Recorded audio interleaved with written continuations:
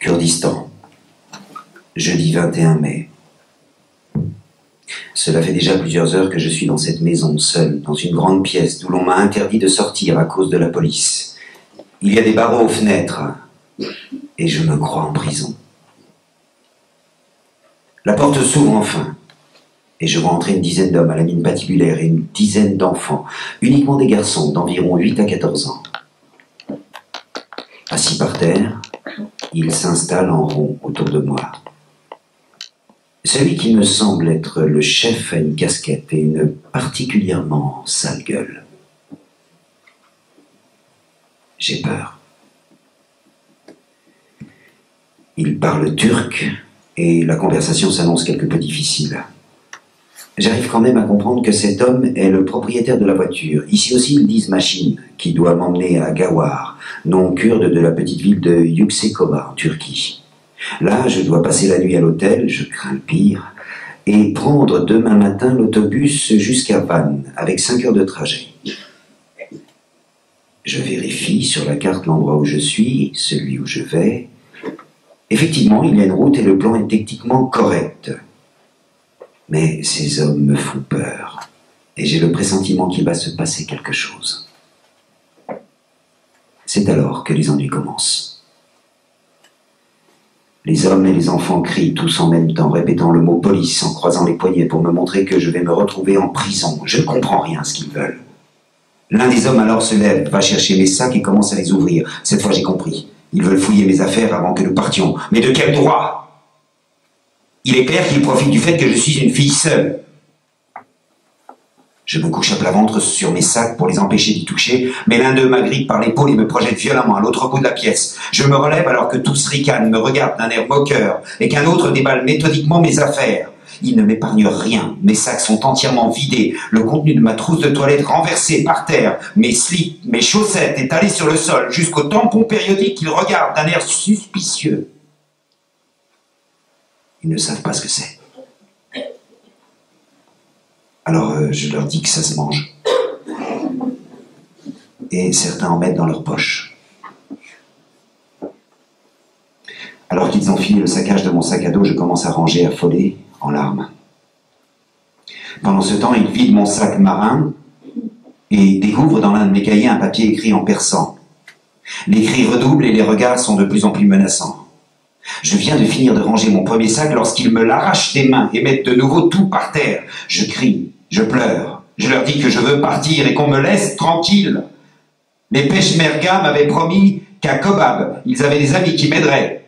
Je suis entouré de brutes, de fous furieux, d'enfants au regard méchant. Et je suis terrorisé. Fin du premier acte. Les fouilles sont terminées. Je sanglote, recroquevillé par terre dans un coin de la pièce. Deuxième acte. L'homme à casquette vient s'asseoir à côté de moi. Je relève la tête et lui demande si nous partons. Il me répond « Poule, poule. » Poule ?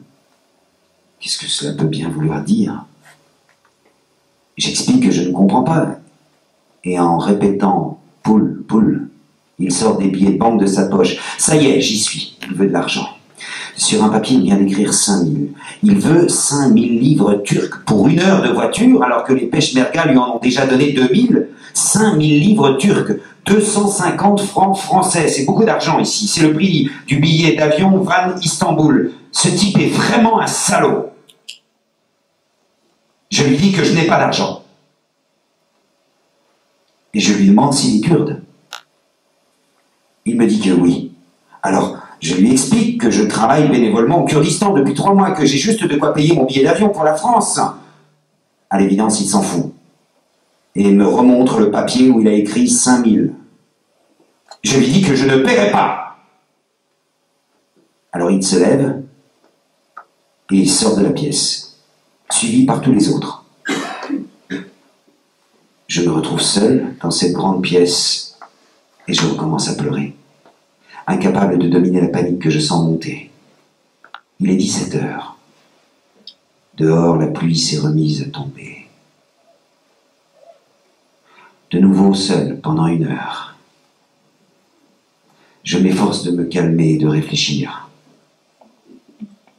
Pas question de passer la nuit chez ces cinglés. Je vais essayer de discuter un peu et de négocier le prix. J'ai surtout peur que ce type ne m'emmène pas du tout à Yuxekova, mais là où ils auront envie. Caché dans ma ceinture, j'ai 10 000 livres turcs. J'en sors 5 000 que je mets dans ma poche. 18 heures. Retour du type à casquette et d'un autre homme. À la fenêtre, les gamins me lancent des cailloux ou, montés sur un bidon, le nez collé au carreau, me font de ridicules grimaces. Mais qu'est-ce que j'ai bien pu faire à tous ces gens qui sont kurdes pour attirer tant de haine? Les deux hommes, sans rien dire, se sont installés par terre et endormis. L'attente continue. Bêtement, j'imagine les avoir attendris avec mes larmes et je suppose qu'ils attendent la nuit pour partir car ils ont une très grande peur de la police. 19 heures. Je commence à être vraiment inquiet car les hommes dorment toujours et il ne se passe rien. Je frappe sur l'épaule du porteur de casquette. Il s'assied et ressort de sa poche le papier qu'il me montre. 5 000. Je discute, sors 3 000 livres de ma poche. Il me dit OK pour 4 000. Et pendant que je rajoute les 1 000 livres supplémentaires, il me remontre le papier. 5 000. Je n'en sortirai jamais. J'ai maintenant 5 000 livres dans la main. Ses yeux lancent des éclairs et il écrit sur son papier 10 000. Alors là, non! Je remets précipitamment les billets dans ma poche, tandis qu'il vient de se lever, dégainant un poignard dont il appuie la lame sur mon cou. Je hurle. L'autre homme précipité vers nous. Il retient le bras meurtrier, l'oblige à lâcher le couteau et emmène dehors son compagnon assassin. Secoué de sanglots, je me sens inerte, incapable de réagir pendant plusieurs minutes. Et puis, mon cerveau se remet en marche. Je suis ici en danger de mort. Si je veux m'en sortir, je dois sortir d'ici. Une seule solution pour moi, repasser en Iran. Je rassemble mes affaires. Ouvre la porte, les mains tremblantes, et m'avance dans la cour.